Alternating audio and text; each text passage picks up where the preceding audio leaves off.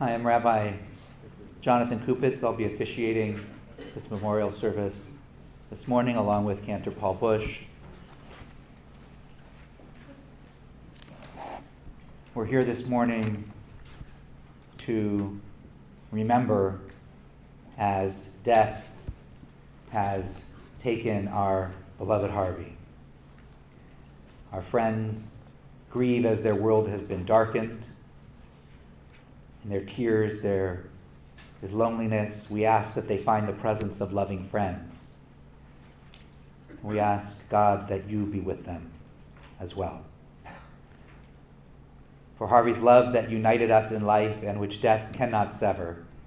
For his companionship that we shared along life's path and which continues through the tenderness of memory.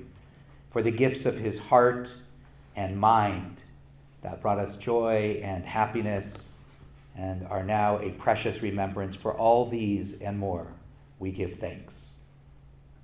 In this time of grief, we listen to the voice of our sacred scriptures that brings us the ever-new message of God's nearness, telling us of our kinship with the Creator in light as in darkness, in joy as in sorrow, in life as in death. In your memorial booklets, we'll begin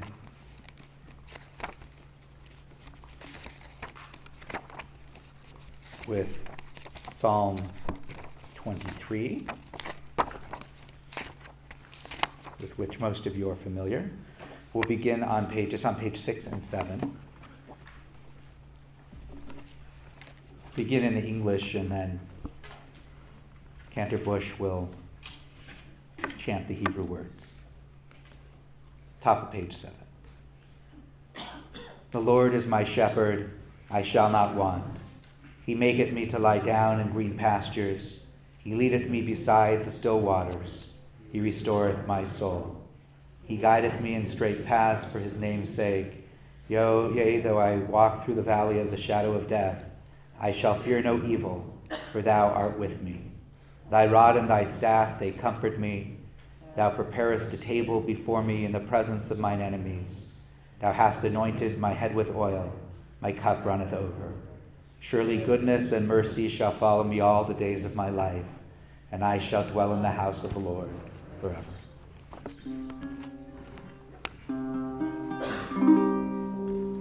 Mizmor LeDavid, Adonai roi lo echsar.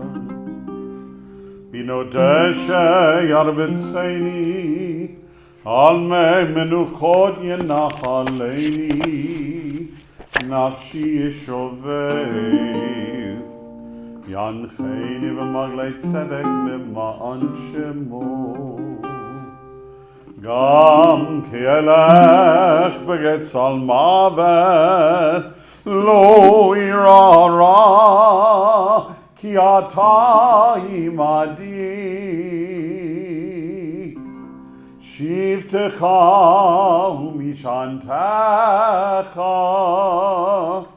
hema yenachamuni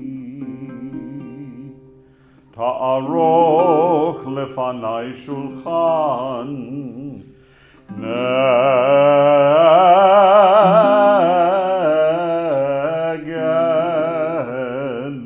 tzorirai dishanta vashemen roshi kosi revaya achtol V'chesed yerdefuni kol yamei chayai v'shavati ibet Adonai leorech yamim.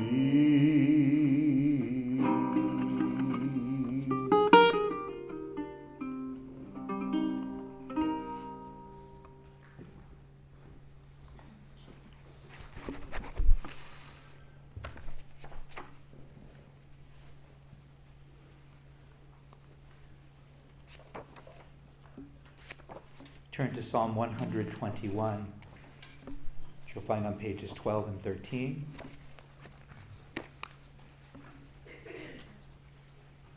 Read together on the bottom of page 13. I will lift up my eyes unto the mountains. From whence shall my help come? My help comes from Adonai, who made heaven and earth. Adonai shall not suffer your foot to slip. The one that keeps you will not slumber. Behold, the one that keeps Israel neither slumbers nor sleeps. Adonai is your keeper. Adonai is your shade upon your right hand. The sun shall not smite you by day, nor the moon by night. Adonai shall keep you from all evil, and shall keep your soul. Adonai shall guard your coming and going from this time forth and forever. So one of the ways that times like this that we come together as a community is by sharing a melody. In Hebrew it's called a nigun. So with that in mind, I'll ask you to join me on this pretty simple nigun. No Hebrew required.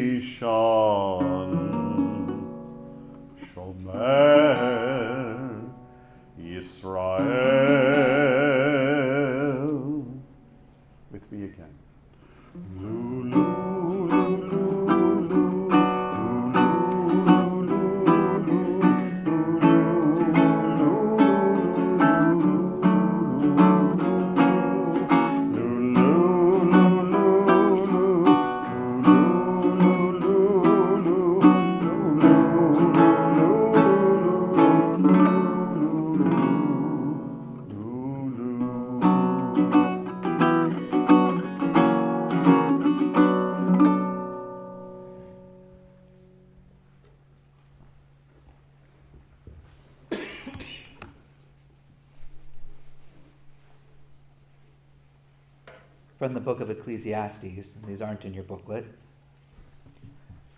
L'kol zaman ve'et, l'chol chefetz tachat hashamayim, et laledet ve'et lamut, et lata'at, ve'et la'akod natua, et lifrotz ve'et livnot, et livkot ve'et lischok, et spor ve'et rekod. For everything there's a season, time for every experience under heaven. A time to be born and a time to die. A time to plant and a time to uproot what has been planted.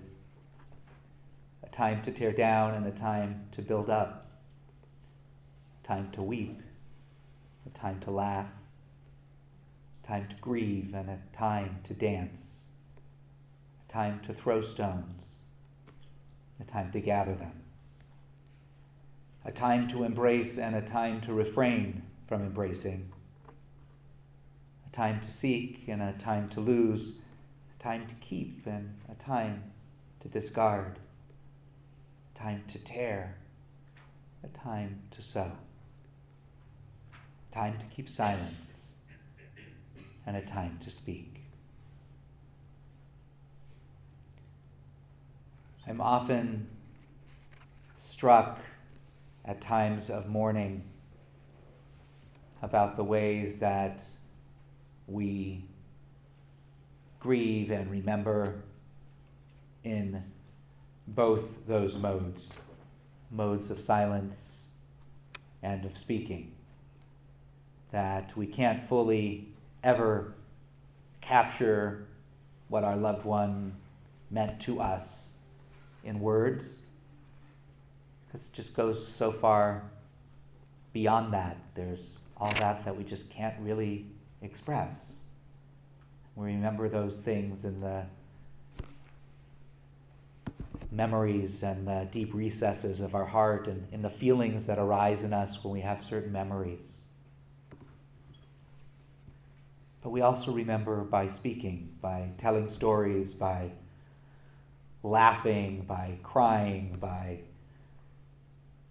sharing what Harvey's life meant to us.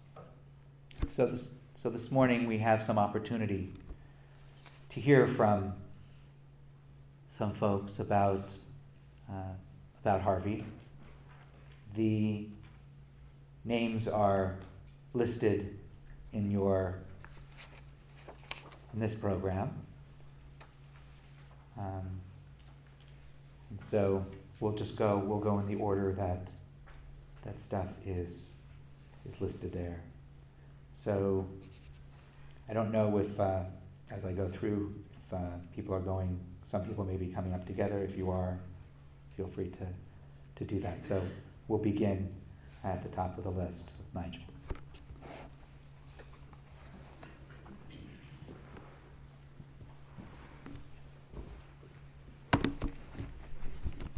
I'm Nigel Boyle. I'm the interim dean of faculty at Pitzer College. And when I saw Harvey a month ago, I said to him that he must have been shocked that the scrawny young punk that he'd welcomed to the college 23 years prior was now the dean of the faculty at Pitzer. But Harvey claims to have foreseen this. I knew Harvey suffered from many illnesses over the years, but I didn't think terrifying premonitions was one of them, but apparently so. I'm really, really happy that my last memory of Harvey, this is spending an hour with him on October the 14th, just a month ago, with Linus, Yamane and Stacy, Elliot, that the man I remember from that meeting was the same man that I remember from my first memory of meeting Harvey 23 years previously. He was in the same room, the front room of their house there on 10th Street.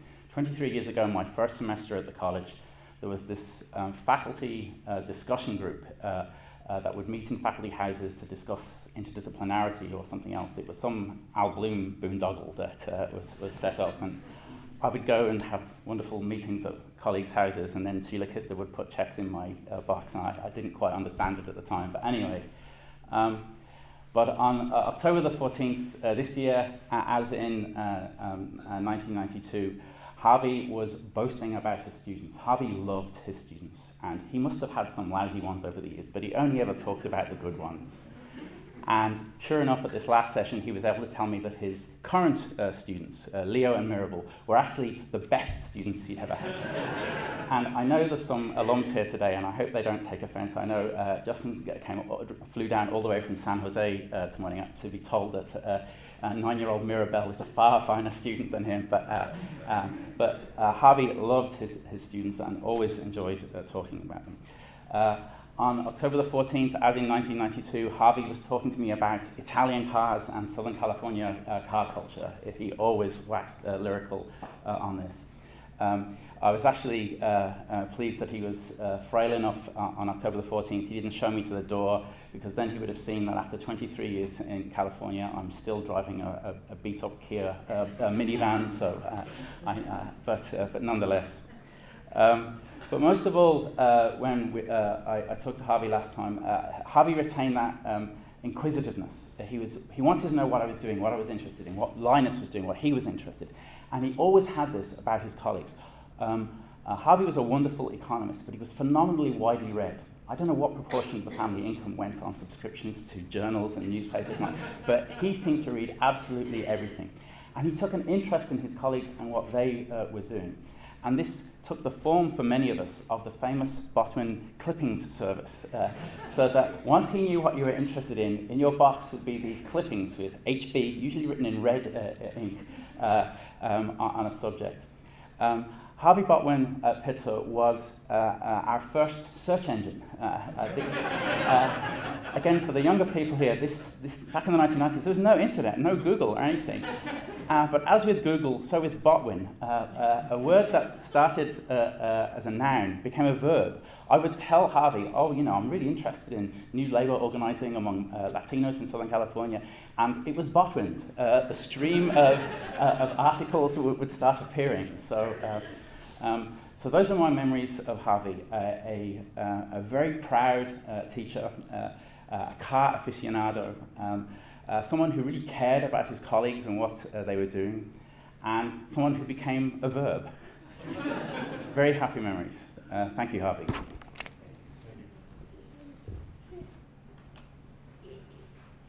Move down that list, Linus.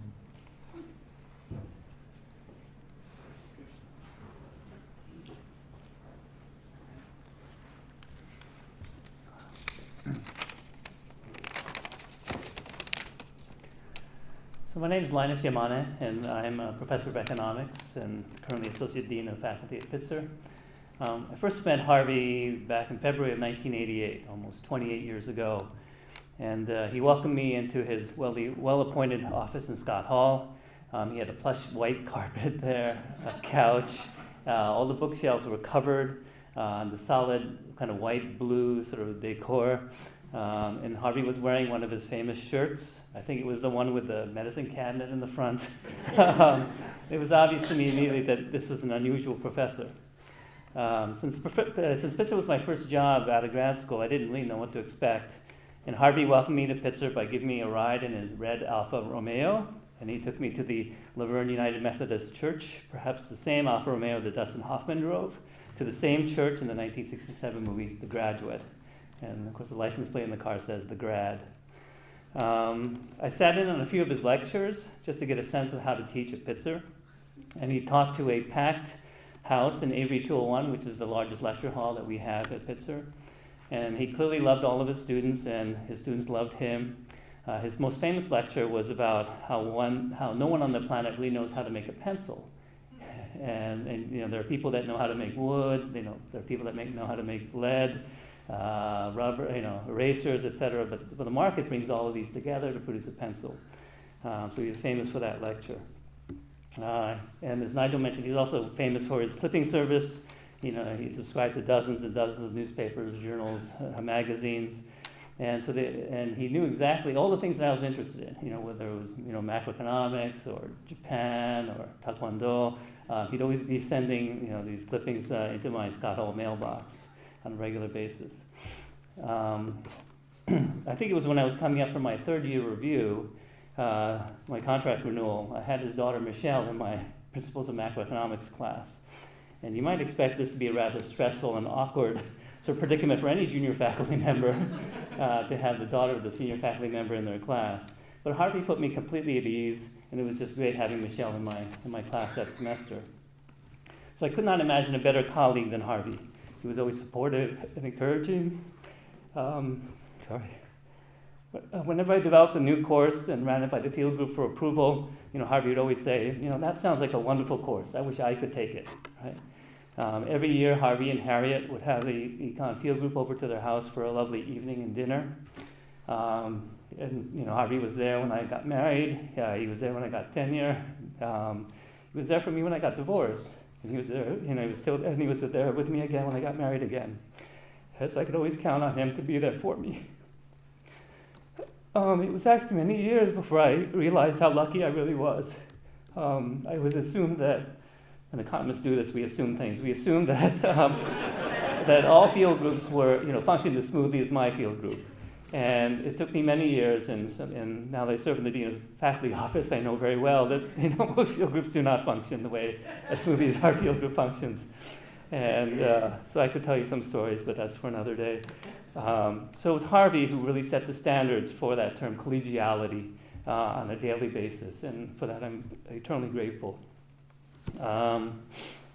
Pitzer once hired this consultant to come in and tell us about rich people and how to get money from rich people to contribute to Pitzer. And this consultant told us that rich people want to leave enough money for their kids so that they're not in the gutter, but not too much money that they're going to sit on their butts for the rest of their life. And then they asked us, well, how much money is that? And I thought to myself, maybe $2 million, right? If you give me $2 million, I won't be in the gutter, but I'll still work the rest of my life. And so I told this to Harvey, and it turns out that the answer is $20 to $30 million.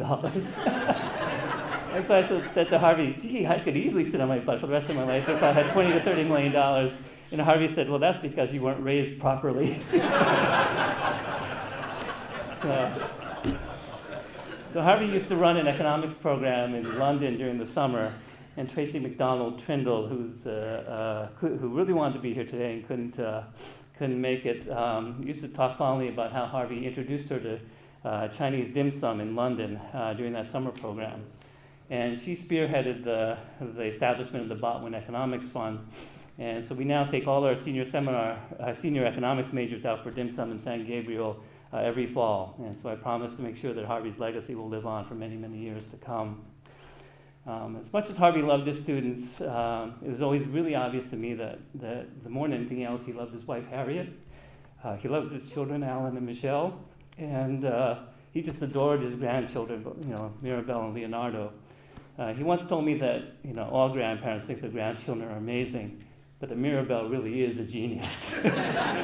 So if I'm lucky, I expect that I hope I can have Mirabelle in one of my classes someday in the future. So there's no doubt that Harvey will always be with us. Thank you.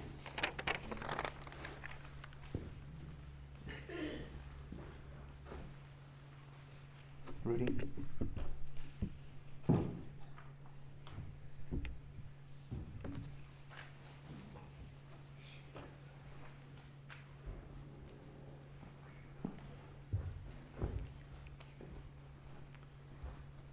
Most of you know me, I'm Rudi Volti. Harvey and I shared a lot of common interests. Baseball. Harvey was an ardent Yankees fan. As a kid growing up in Brooklyn, can you imagine? I was not. I was a Yankee hater, but I kept that to myself. Cars, of course. We taught a course together for a number of years called Cars and Culture, which I eventually made into a book, and Harvey and I appeared on television a few times together. It was quite a popular course. Economic policy, even though I'm not a proper economist, Harvey never held that against me. And Harvey would sometimes characterize himself, as many of you know, as a radical eclectic. He was not dogmatic. He was willing to look for good ideas and use them when they seemed appropriate. Government, politics, we had many, many conversations about that.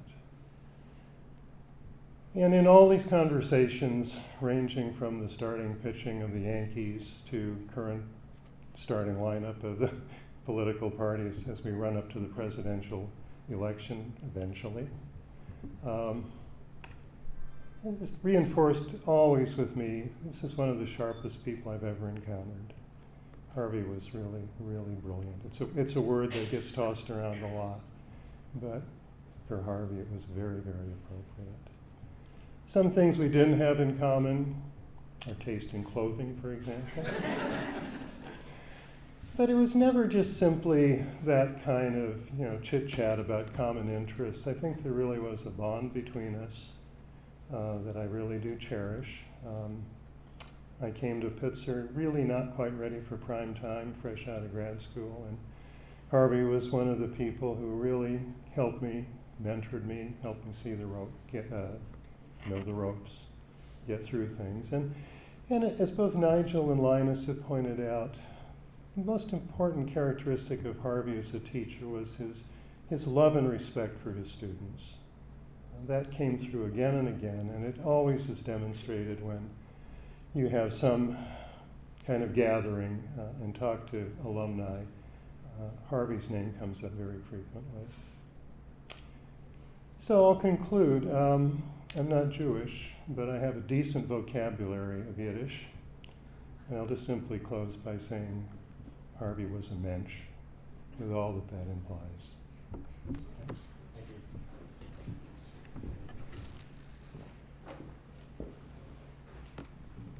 Stephen?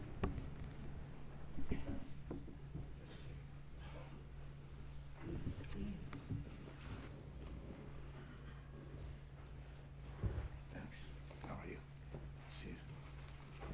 Yes, it probably have to be lowered some more. Hi, I'm Steve Glass. I taught at Pitzer from its beginning for an unseemly length of time. But one of the lovely things about Pitzer was my colleagues, and Harvey was high among them. I've been asked if I would offer a few observations on that colleague of mine for many years, from the early stages of Pitzer's now almost mythic origins. Harvey, post-mortem memorials and eulogies have been around for millennia now, and Pericles' funeral oration, I suppose, is the best of the lot, but students of Greek who've been assigned to translate it always complain about its length, so I'll keep my remarks short. I had an undergraduate professor who remarked to me one day that he never entered a classroom without wearing a coat and tie. And when I asked why, he responded, "Each of us honors sacred space in his own way." Now, I don't think I'd ever quite thought of the classroom as something sacred or numinous. But you know, under the right pedagogical priesthood, a classroom is not unlike, say, Delphi, a place where daily enlightenment and revelation spring from some divinely inspired guide. Now, as we all know, fine scholars abound, but those divinely inspired guides, truly great teachers, are exceedingly rare, which is why each of us can remember but 2 or 3 of them in our lives, perhaps, whose guidance permanently altered portions and perceptions of our existence. Harvey Botwin was surely one such. And talking with any of his former students will confirm that instantly and effusively. Harvey and I, over the years, and even during retirement, used regularly to talk, usually about topics he liked to raise. His range of intellectual curiosity, as has been observed here, was remarkable. And he was particularly attuned to matters of the English language. He knew how it ought to be arrayed and remained doggedly resistant to any of my suggestions regarding language's inherent mutability. So it was that I always had the feeling that he wasn't as interested in talking to me as he was in teaching me. I think my having a classicist take on topics of mutual interest both amused and bemused him. In a sense, I suppose one could say, Harvey, the consummate educator, always took that Delphic classroom with him. Lucky for all of us who were wise enough to continue to enjoy his company. Harvey, especially for a professor, was affluent. And one day when I was kidding him about that, he just said, "Steve, you're a classicist, and when people say to you, if you're so smart, why aren't you rich? It's of no consequence whatever. But I'm an economist, and therefore it has to follow that if I know what I'm talking about, I ought to be well off." Well, I may have been a friend of Harvey, but Harvey was my friend, and so it follows that I was always richer than he. Harvey was a singular guy, and much of Pitzer's own singularity sprang from his having had the good sense to hire him in the first place and keep him firmly in harness thereafter. Sit, tibi, terra, levis, Harvey, and that's Greek, and I hope someday you and I can talk about it. Thanks.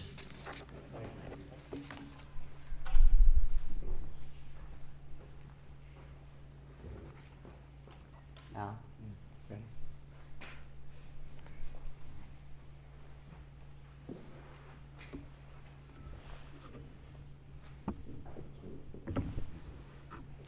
Thank you all for being here.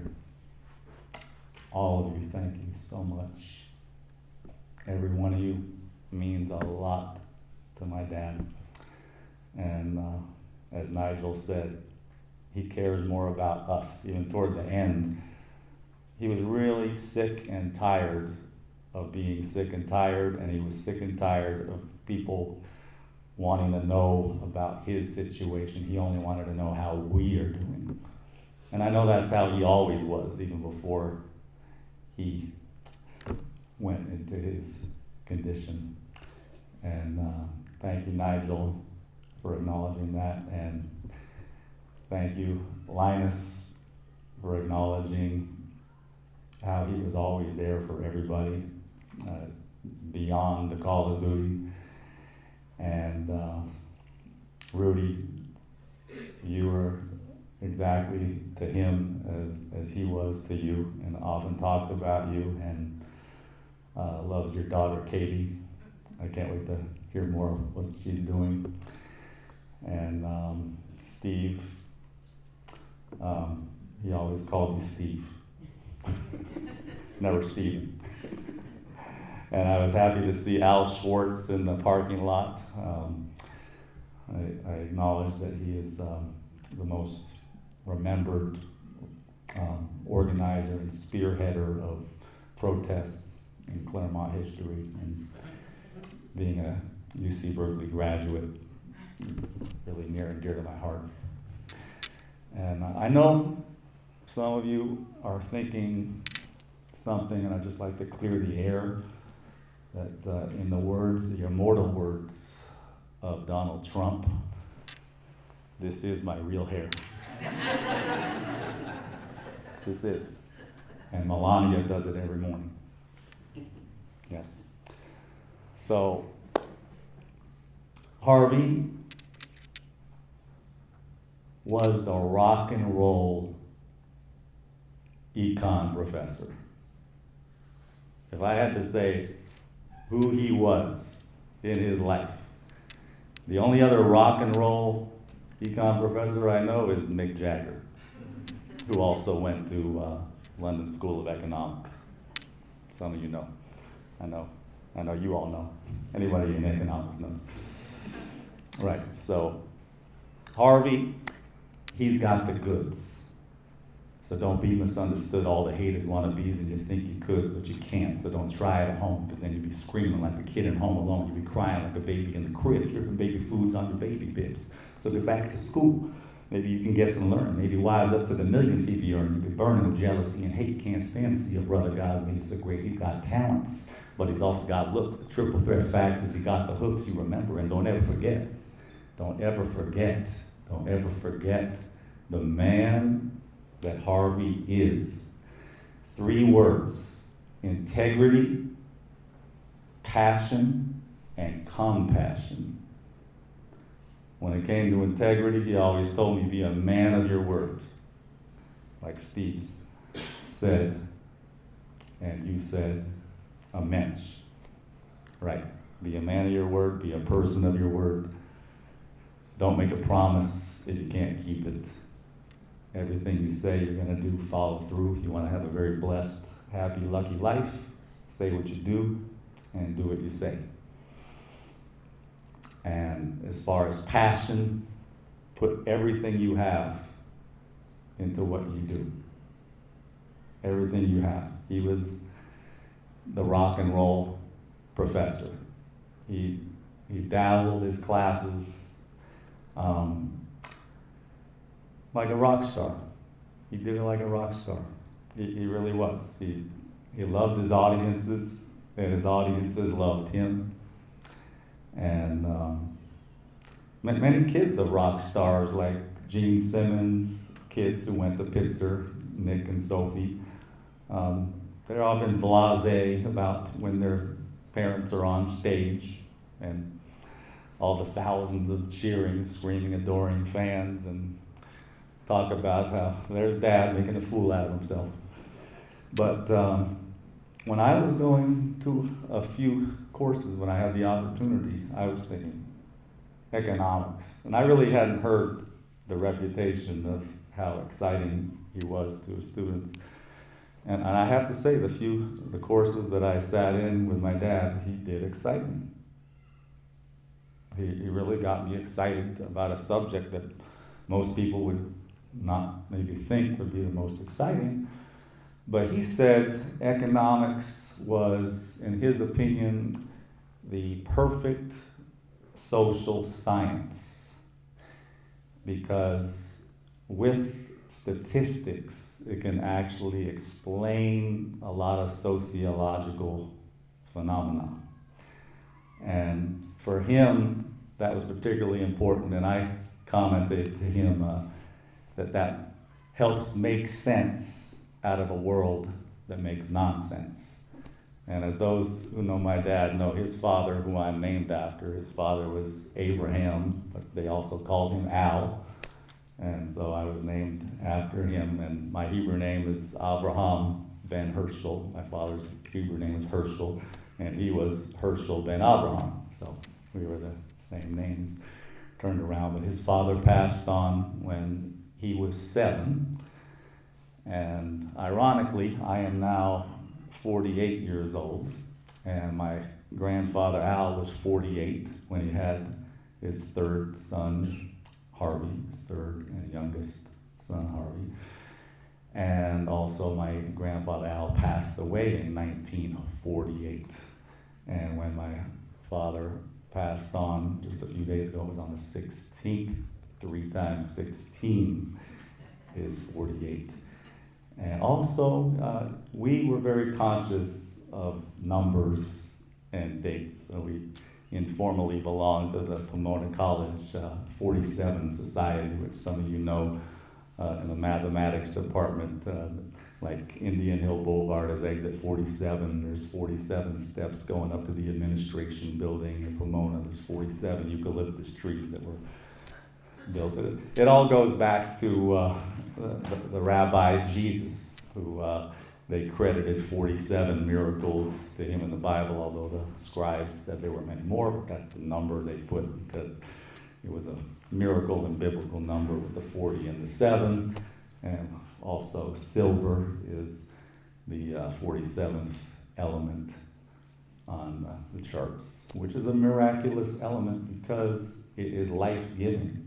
Because in the presence of silver, all viruses and bacteria cannot eat. So, when I was just a little boy, about the age of 5, I heard my mom and papa talking. They said, "You better stop that boy. He's gone too far out. He's gone wild. You gotta stop that child." And I lay there listening, feeling bad. You know, people feeling bad. But Dad does not want any of us to feel bad. Dad wants us to be glad because he is happy now. He is with the angels. We are not this body. We are the spirit. Our consciousness has nothing to do with these imperfect bodies. Dad is now free from this imperfect body, free from this imperfect world. He can go anywhere he wants, do anything he wants, see anything he wants. I already know that he is with his departed relatives. I already saw them hugging each other, and my grandfather telling him he's proud of him telling me he's proud of me. And as I cried yesterday looking out the living room window, calling out his name, the yellow butterfly flew by right then at that very instant, and yellow is his favorite color. So I know that's him. They often show us signs, like when his brother passed on a few months earlier, we were in the elevator, and we didn't call the floor, but it went up to the 11th floor where he had a condo that he owned, and when it opened up, there was nobody there. And they will show us signs. If you ask them to show you signs, they will show you signs. If you ask them to appear, they will appear. If you ask them to talk to you, they will talk to you, because they're as real as we are. They're even more real and more alive in many ways than we are, and we won't understand that until we are where they are. And thank you all for being here.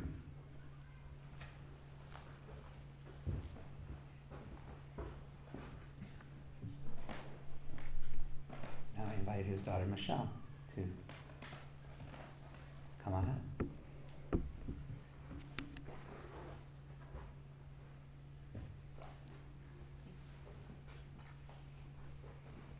Thank you all for being here today. This would mean so much to my dad, and as my brother said,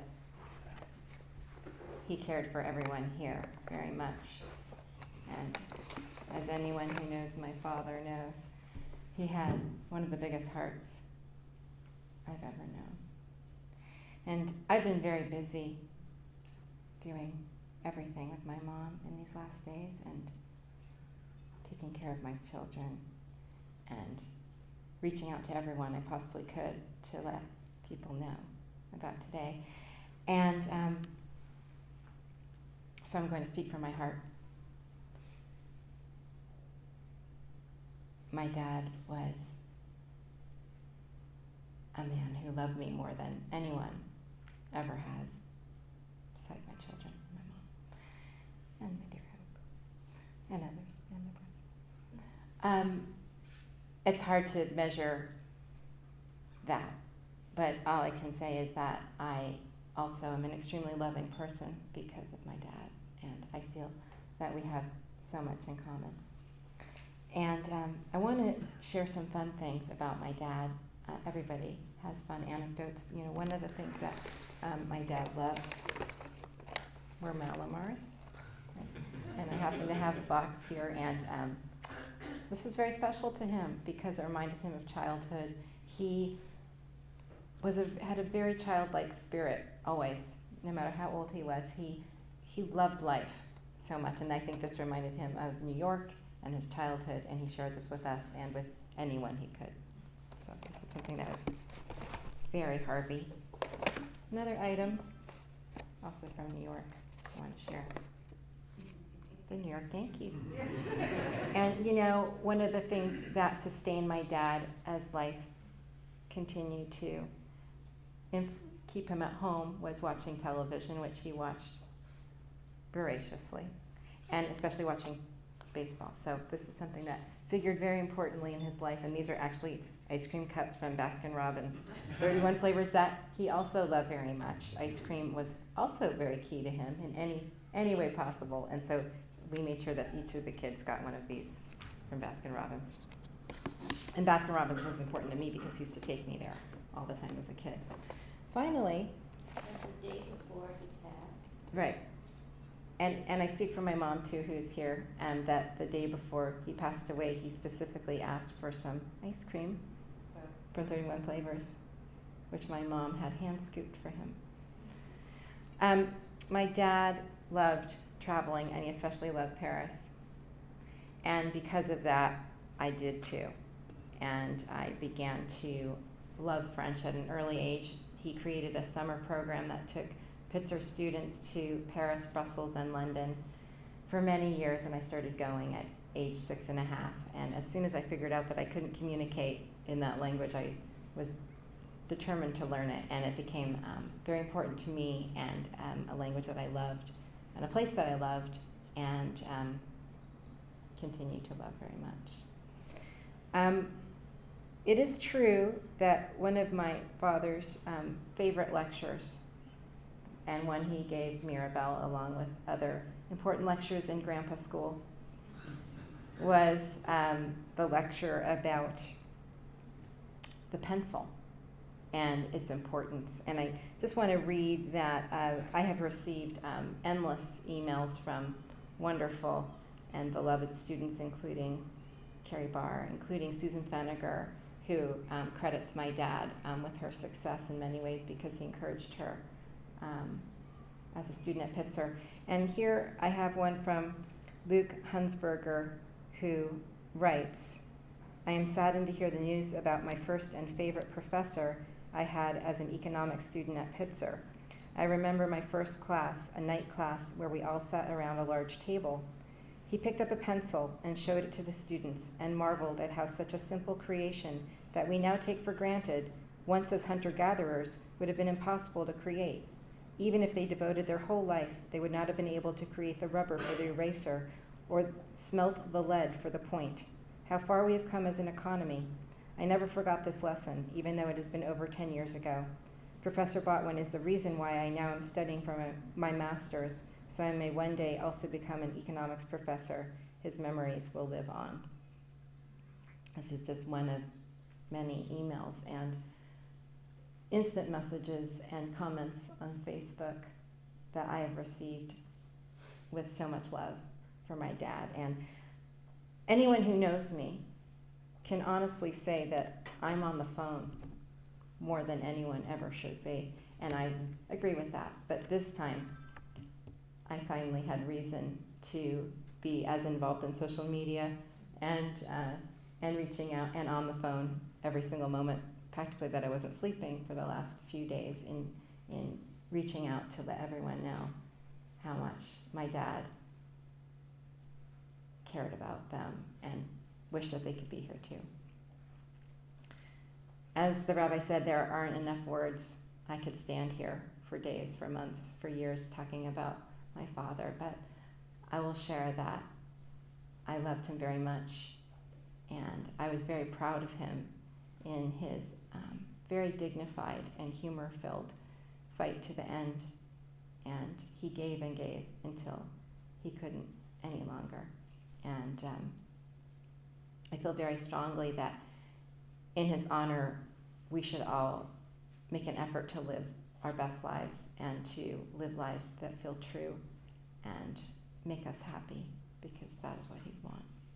So thank you all for being here so much. I also want to honor my Uncle Marvin, the oldest of the three Botwin brothers, who is still quite alive at age 87, although he could not make it, but he did lose both his brothers this year, so it's very sad for him, and he is a very lovely man who couldn't come today, but he's in our hearts and in Century City, and is with us in spirit today.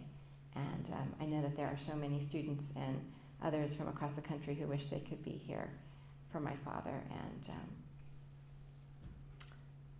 the love is incredible. So thank you so much all for being here, and I look forward to speaking to you soon.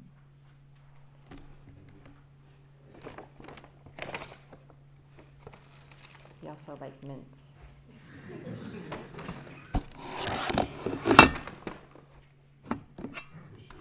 Oh, sorry. Yeah, okay.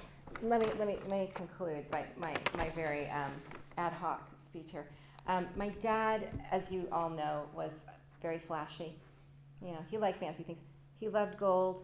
He would go across the world. He would buy my mother and me and my brother beautiful gold jewelry. And even though these shoes may not be appropriate for such a function, my dad would love these shoes. And so I wear them in flashy honor of him.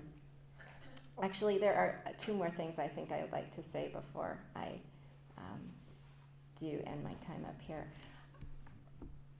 My dad was so proud of me. One of the things that he said as a child to me that filled my heart so much is he always commented on how observant I was, and he would actually rely on me at a very early age for my opinion of things, and took it quite seriously. And we had a very special connection. I could read his mind, and he could read mine. And I actually was his student in several classes. And when I wasn't flirting with the guy next to me, or distracted in some other way, I would hear my dad pause. And when I did, I would stop whatever I was doing and start taking notes, because I knew that when he paused, he was about to say something very important. And I would actually lead study groups. I was actually tremendous. I'm terrible at math. My father was a math genius, as is Mirabelle and Leo and my brother, not me. But I get economics. It's in my blood. And I loved his classes. And I would actually lead study groups for other students because I knew what was important to him. And in fact, I came in once and had to, I had a question about an exam, and I came in at, study hours as you're supposed to, and I asked him a specific question, and he said he just sat there, just blown away, because it was the exact question he'd prepared for the test and couldn't believe that I had guessed it, but he decided he would keep it. And later, actually, I did administer, I actually took a summer program my junior year, and I had to administer the exam for the sealed exam, which I did not open prior to taking it, before he had to leave because he became ill on that trip. But obviously there was a great deal of trust between us and for the school in allowing me to take his classes. The last thing I want to say is that he was, as everyone knows, incredibly thoughtful. And whether it was a clipping service or a gift, it was very thoughtfully chosen. And when I was younger, he went to Holland, and he came back with a doll which had red curly hair and brown eyes and freckles. And I had green eyes, not brown. But I named the doll Annie, and she became my constant companion, probably almost until I was a teenager. I called her my sister. She was close to me. And I slept with her every night and carried her everywhere. And it turned out that I was blessed with a daughter who looks just like Annie, who's got curly red hair and brown eyes, just like her. And a beautiful son, too. But one of the most special gifts he brought back for me was when he went to Florence. And he brought a little placard, a little cardboard placard covered with paper, and that sort of ancient-looking paper with brown calligraphy. And it had a saying, and I hung it in my room. It had a leather hanging piece, and it said, in Italian, "In solo mundo fanno gli ottimisti fanno qualcosa," which he translated to me to mean, in this world, only the optimists survive. I later realized, even though that became my motto, and although I've also always been an optimist, and that was something else that my father adored about me and was truly himself. But I later learned that it can also translate to, in this world, only the optimists do something. So again, I encourage us all to be optimistic and to do things with passion and love. Thank you. And one more thing. And stand up for your principles. Because to know and not to act, as we all know, is not to know. And he was very principled, which why economic principles was just very good for him, naturally for him. And he was so principled that it was wonderfully appropriate for him that in his last days, as he was enjoying baseball for the last time, watching the World Series, he got to hear his name chanted over and over, as Rudi, you know, right, when the Mets pitcher Matt Harvey was playing and the crowd was going, "Harvey, Harvey, Harvey." But Dad was so principled that he did not root for him because he's an American leaguer, so remember that.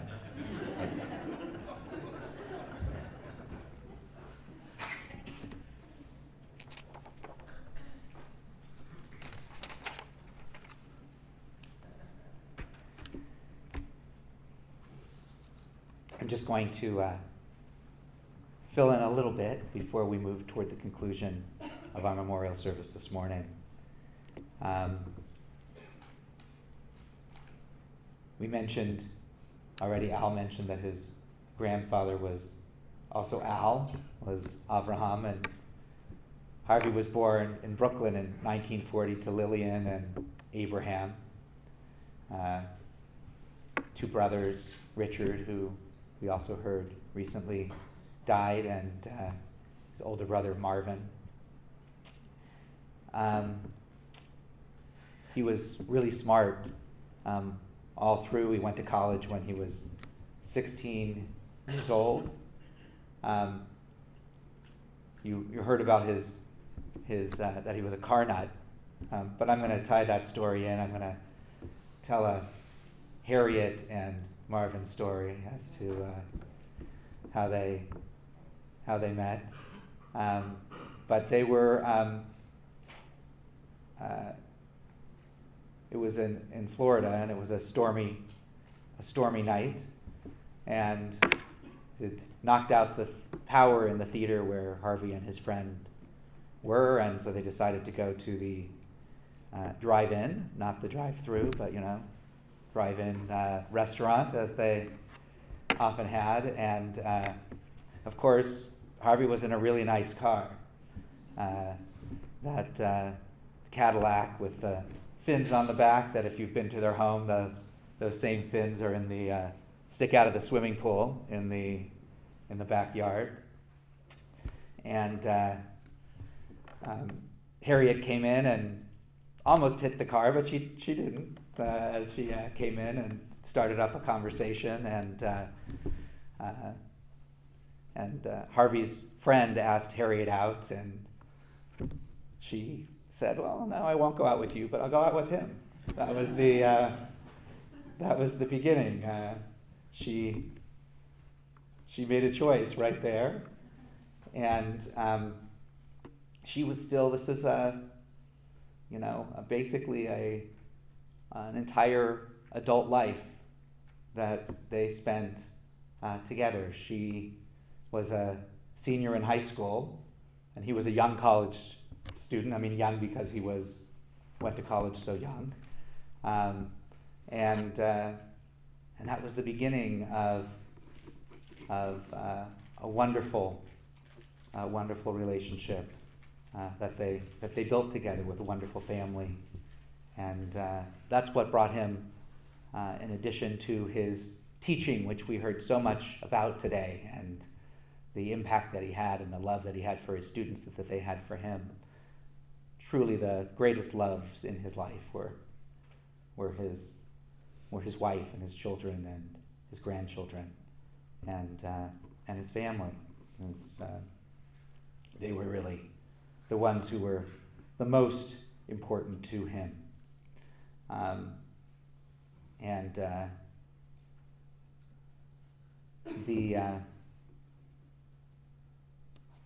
The other thing that you may not know is that Harvey invented the food selfie. I mean, not really in the sense that we take it today, but he, in all these years, way before people were taking pictures of food and posting them on Instagram or the internet, when Harvey went places, he always had his camera and he took pictures of his food and the things that he ate, and he had whole books that were just the pictures of the food that he had at different restaurants. So he was a trendsetter in his food selfies. So he has albums of food photos, and that was partly because, right, he loved these things in life. He loved food. He loved good company. He loved travel. He loved the cars. He wasn't right. He loved to collect the cars. He didn't. He couldn't fix them or anything. He wasn't handy in that way. He wasn't a tinkerer, but he loved those things, the things that brought him that extra level of joy in his life, the things that made life for him more, gave him a higher level of enjoyment, and he wanted to enjoy life as much as he could and to take advantage of all the things that were there that could bring him satisfaction and enjoyment. And the last thing I will say is that he struggled with many different ailments through the years, from his eyesight and his Parkinson's and the various other kinds of things that were there, and yet he continued to find the ways to do the things that he loved to do. Grandpa School was one of the ways. Teaching Mirabelle and Leo was really one of the ways that he continued to take the things that he loved and found a new generation of students to teach them to. And that brought him great joy, but it also brought them great connection and joy to their grandpa, who also in many ways became, in that way, their teacher in so many different ways. His legacy is big, and his memory is surely a blessing. We're going to turn in our memorial books to Elmale Rachamim, the memorial prayer, which you'll find on page 16 and 17. If you're able, I'm going to ask you to please rise.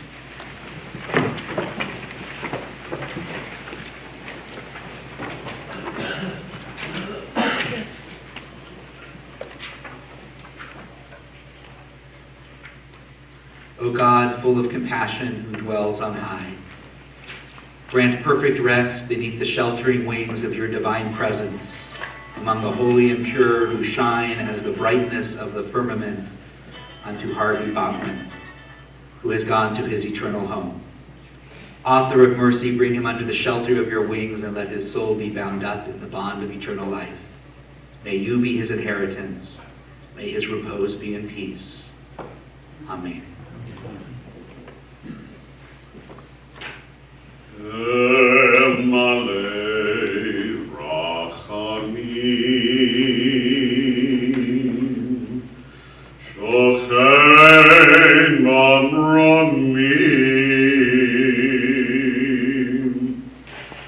Amtzei Melcha Nechona Tachat Kanfei Ashchina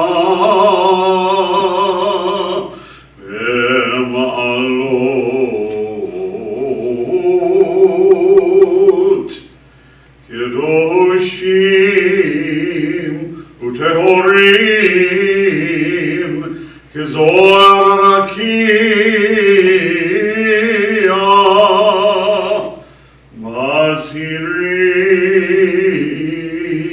masirim et nishmat Hershel ben Avram shalach leolmo Vegan Eden tehei menuchato lachein bal harachamim yastereu beseter knafav leolamim veyitzror bitzror hachaim et nishmato Adonai hu nachalato v'yanuach b'shalom al mishkavo v'nomar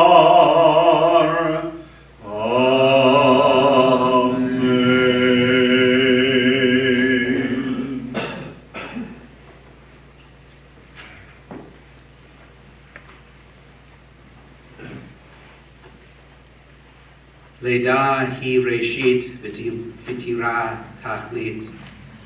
Birth is a beginning and death a destination. But life is a journey, a going, a growing from stage to stage. From childhood to maturity and youth to age. From innocence to awareness and ignorance to knowing. from foolishness to discretion, and then perhaps to wisdom, from weakness to strength, or strength to weakness, and often back again, from health to sickness, and back we pray to health again, from offense to forgiveness, from loneliness to love, from joy to gratitude, from pain to compassion, and grief to understanding, from fear to faith, from defeat to defeat to defeat, until looking backward or ahead we see that victory lies not at some high place along the way, but in having made the journey stage by stage, a sacred pilgrimage. Birth is a beginning and death a destination, but life is a journey, a sacred pilgrimage made stage by stage, from birth to death to life everlasting. We turn to Kaddish, Mourner's Kaddish, page 18 and 19 in your memorial books. Yitgadal, Yitgadash, Shemei Rabbah. Amen. Bialma divrach hirute, v'yamlich malchute, v'chayachon v'yomechon, v'chaye decho Beit Yisrael, v'agalau v'zman kari v'imru. Amen. Yehei Shmei Rabbah mevorach le'olam o'mei maya. Yitbarach v'yishtabach v'yitpa'ar v'yitromam v'yitnaseh, v'yitadar v'yitaleh v'yitalal, Shmei dekudesha brichu, Le'ela min kol birchata v'shirata, tush b'chata v'nechemata, da'amiran v'alma v'imru. Amen. Yehei shlama rabba min shmaya, v'chayim aleinu ve'al kol Yisrael v'imru. Amen. Oseh shalom b'bromav, hu yahaseh shalom, aleinu ve'al kol Yisrael v'imru. Amen.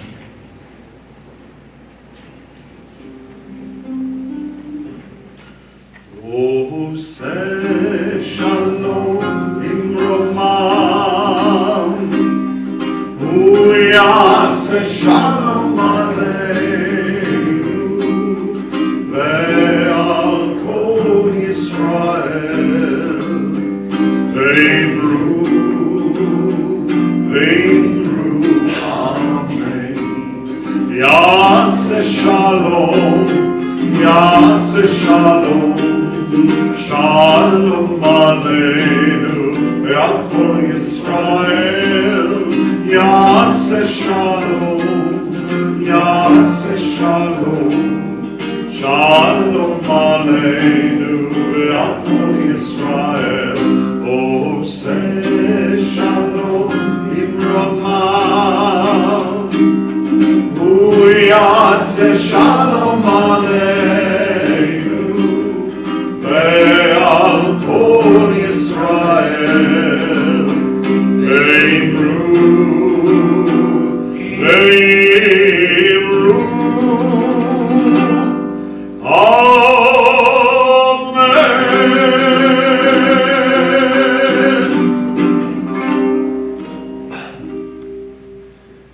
Couple of final things.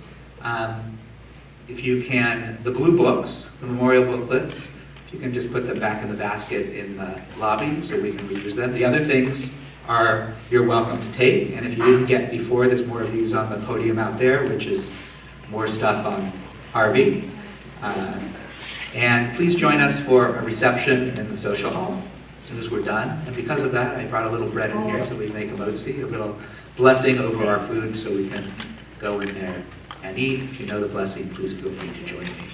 Baruch atah Adonai Eloheinu melech haolam, hamotzi lechem min haaretz. Thank you very much. Again, return those books, and then please join us in the social hall. Help yourself to some nosh.